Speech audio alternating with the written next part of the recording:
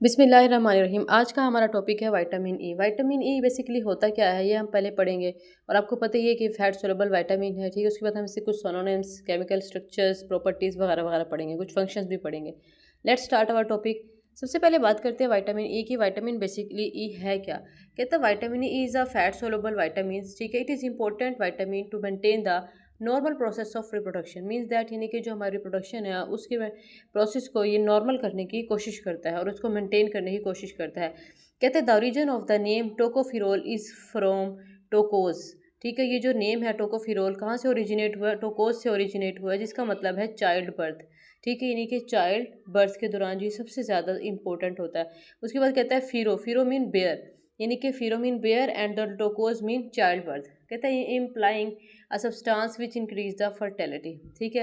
यानी कि ये एक ऐसा सब्सटेंस है जो कि फर्टिलिटी को इंक्रीज करता है। इसके बाद अगर बात की जाए तो सैनोनिम्स की, तो सैनोनिम्स में ये बात करता है कि टोकोफिरोल है इसका, यानी कि विटामिन ई को टोकोफिरोल भी कहते हैं, एंटी स्टेरिलिटी फैक्टर भी कहते हैं, उसके बाद एंटीऑक्सीडेंट फैक्टर भी कहते हैं।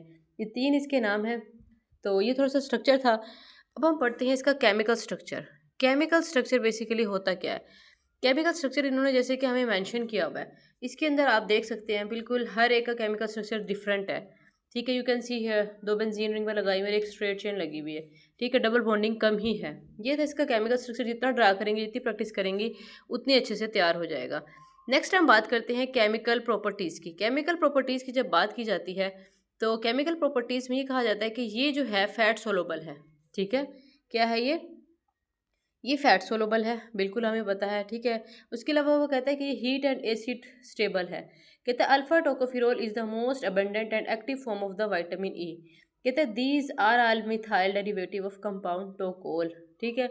ये डेरिवेटिव मिथाइल की जो है टोकोल है। अगर इसके सोर्सेज की बात की जाए तो सोर्सेज में ये वो बात करता है कि जिसका सोर्स है, मेन सोर्स है, वो है light yellow oil. Means that mustard oil हो गया, ऑलिव ऑयल हो गया, इस तरह से कुछ ऑयल्स हो जाएंगे। उसके बाद वो बात करते हैं एनिमल में इसका क्या सोर्स है। एनिमल में भी देखो, अगर इसने पेल येलो कलर दे दिया है तो पेल येलो कलर जहाँ जहाँ प्रेजेंट होगा वहाँ वहाँ ये होगा। मीन्स दैट एग यॉक में होगा, मिल्क में भी होता है, ठीक है। उसके बाद काउज मिल्क, लीवर, चीज़, बटर, इन सब के अंदर ये विटामिन ई एक्सेस अमाउंट में प्रेजेंट होता है। अगर प्लांट की बात की जाए तो प्लांट के अंदर ये किस किस ऑयल में प्रेजेंट होता है? सबसे पहले वो कह रहा है कि जर्म ऑयल में प्रेजेंट है, ठीक है। उसके बाद कह रहा है कॉटन में और सीड ऑयल, पीनट वगैरह वगैरह में। इसके बाद हम कुछ बात करते हैं इसके कुछ फंक्शंस की, ठीक है। हमने सर्च से रीडिंग करनी है। जब हम इसके फंक्शंस की बात करते हैं, फंक्शन में क्या आता है? इट्स एज अ एंटीऑक्सीडेंट, यानी कि ये एंटीऑक्सीडेंट के तौर पे वर्क करता है। The main function of the vitamin E is the free radical trapping antioxidant in the cell membrane and the plasma lipoprotein. कहते हैं जो इसका मेन फंक्शन है वो क्या है विटामिन ई का? वो फ्री रेडिकल को ट्रैप करना, एंटीऑक्सीडेंट्स को ट्रैप करना। यानी कि जो एंटीऑक्सीडेंट होते हैं ना, उनमें से फ्री रेडिकल को ट्रैप कर लेना, या फिर सेल मेम्ब्रेन या प्लाज्मा लिपोप्रोटीन में से यानी कि इसको ट्रैप कर लेना। इसके बाद वो कहते हैं कि thus help in the maintaining to integrity of lipid moiety of the cell membrane, यानी कि जो इसकी मेंटेनिंग होती है ना उसको भी ये इम्प्रूव करती है।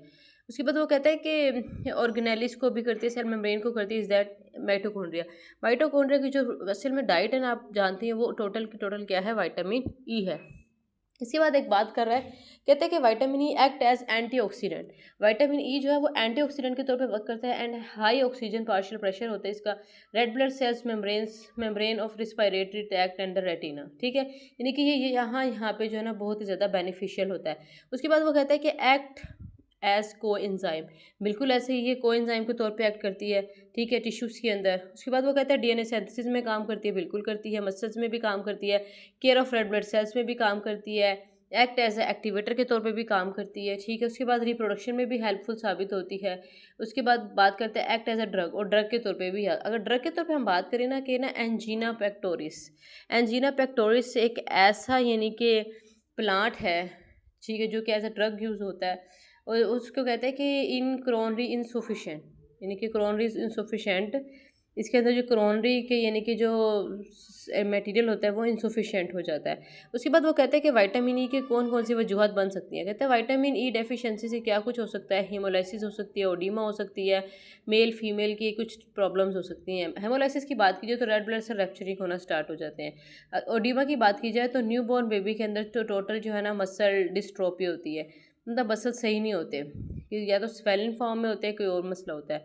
इसके बाद मेल में कहता है कि स्पर्मेटोजेनेसिस को डिफेक्टिव कर देता है अगर इसकी शॉर्टेज होती है। फीमेल के अंदर क्या करता है, मेंस्ट्रुअल साइकिल के एबनॉर्मलिटीज़ कर देती है, ठीक है, एब्जॉर्प्शन भी क्रिएट कर देती है, लीवर नेक्रोसिस कर देती है ये, और उसके बाद इफेक्ट इन्फेंट्स भी कर देती है ये, ठीक है, ग्रोथ एंड डेवलपमेंट रिटार्ड कर देती है बेबी की भी और इवन के ह्यूमन की भी, ठीक है। तो उसके बाद बात करते हैं कि यूजेस क्या हैं इसके। अगर यूजेस की बात की जाए ना, तो यूजेस जो है ना इसके, नक्टोर्नल नक्टोर्नल है, ठीक है, इंटरमिटेंट क्लॉडिक्शन है, ठीक है, फिब्रोसिस्ट ब्रेस्ट डिजीज़ है, उसके बाद कह रहा है एथेरोस्क्लेरोसिस, ठीक है। यानी कि ये 2-3 जो हैं इसकी यूजेस हैं जहाँ पे ये यूज़ हो रही है। मसल्स में यूज़ हो रही है, यानी कि क्लॉडिकेशन में यूज़ हो रही है, फिब्रोसिस्ट में हो रही है, यानी कि ब्रेस्ट डिजीज़ के अंदर वगैरह। उसके अलावा यानी कि स्क्लेरोसिस में भी यूज़ हो रही है। इसके बाद अगर टॉक्सिसिटी की बात की जाए तो ये बहुत ज़्यादा टॉक्सिक भी होता है, ठीक है। टॉक्सिसिटी की अगर हम बात करें तो वो कहते हैं कि most study have shown that while taking loss of vitamin E it has shown no not shown toxic effect.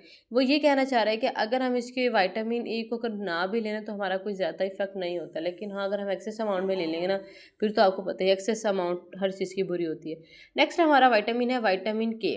What is vitamin K? Vitamin क्या होता है? कहता है कि the name vitamin K stand for the coagulation vitamin, यानी कि coagulation of vitamin कहलाता है, given by the scientist to a substance that prevented haemorrhage. कहते हैं its deficiency is characterised by hypoprothrombinaemia and prolong prothrombin time, ठीक है। अब वो कुछ बता रहा है कि इसकी डेफिशिएंसी से हमें ये 2 थ्रोम्बिन की बीमारियां क्रिएट हो सकती हैं। उसके बाद अगर हम सेरोनिम की बात करें तो इसके 2 तरह के सेरोनिम होते हैं कि एंटी हेमरेज होता है, एक कोएगुलेशन विटामिन होता है, ठीक है। ये 2 इसके साइनम मीन्स दैट इसको इसी नाम से भी पुकार सकते हैं।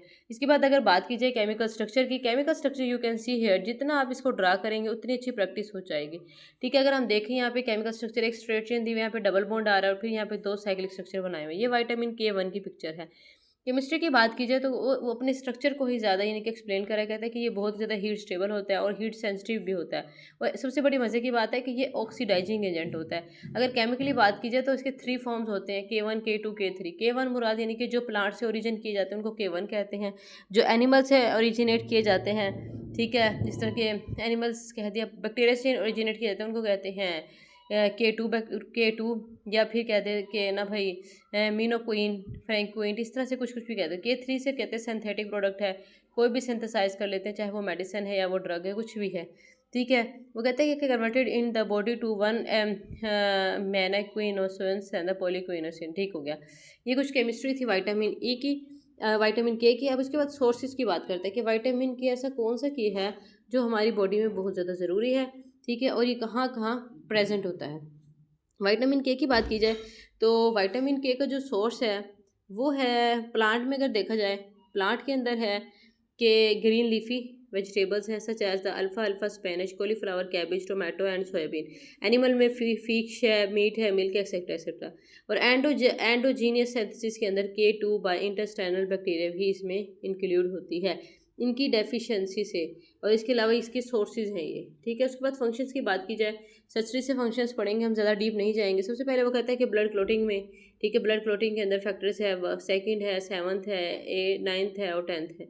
ये कुछ फंक्शंस हैं जिसको हमने स्टडी करना बहुत ही ज़्यादा ज़रूरी है, ठीक है। और ब्लड क्लोटिंग मीन्स दैट यानी कि जो ब्लड के क्लॉट बनाने में हेल्पफुल साबित होती है। इसके बाद बात करते हैं इलेक्ट्रॉन ट्रांसपोर्ट चेन। बिल्कुल ETC के बारे में तो हर कोई जानता है। ETC का काम क्या होता है? ETC का काम ये है कि एक ट्रांसपोर्ट की चेन बना देना, ठीक है। इसमें भी ये बहुत ज़्यादा हेल्पफुल साबित होता है विटामिन के।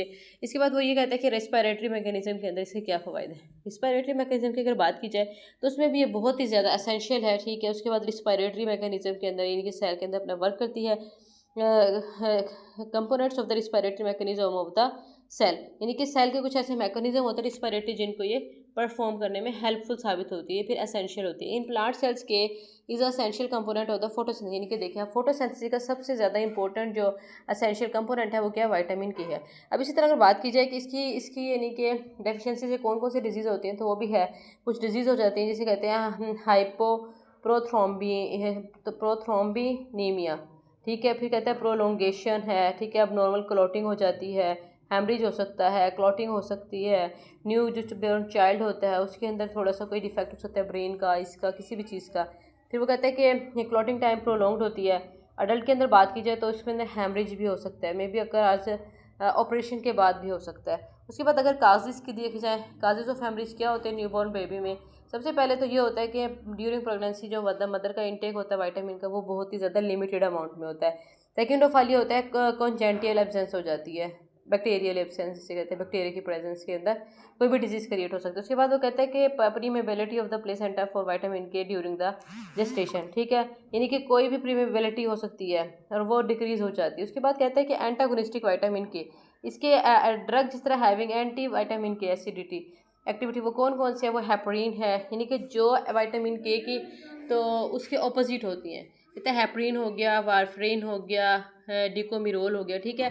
अगर on the other hand bio toxicity of vitamin के की क्या है, वो क्या है जी? हिमोलाइटिक है, ठीक है, कनेक्टेरस है, रेस्टलेसनेस है, मेंटल रिटार्डेशन है, ठीक है। आज हमने 2 विटामिन पढ़े हैं, विटामिन ई है, विटामिन के, ठीक है। अगर आपको अच्छा लगे कमेंट करें, फॉलो करें, सब्सक्राइब करें, मेरे चैनल को फॉलो करें फॉर मोर वीडियोज़। खुदा